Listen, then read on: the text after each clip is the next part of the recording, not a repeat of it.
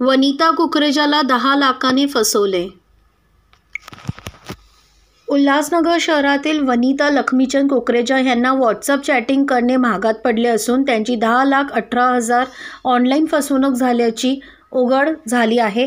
या प्रकरणी मध्यवर्ती पोलीस ठाण्यात डोनाल्ड व राकेश शर्मा नावाच्या इसमावर गुन्हा दाखल झाला असून उल्हासनगर कॅम्प नंबर 3 परिसरात राहणाऱ्या वनिता कुकरेजा यांचे रोनाल्ड नावाच्या इंग्लंड येथील मित्रासोबत व्हॉट्सअपवर चॅटिंग होत होती।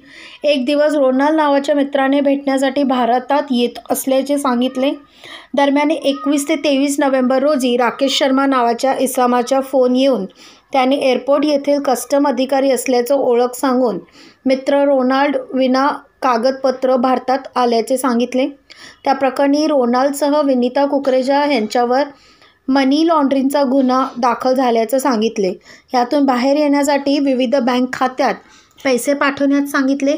वनिता यांनी भीतीपोटी 10,08,100 रुपये ऑनलाईन पाठवले। त्यानंतर आपली फसवणूक झाल्याचे उघड झाल्यावर त्यांनी मध्यवर्ती पोलीस ठाण्यात गाठून सर्व प्रकार पोलिसांना सांगितला।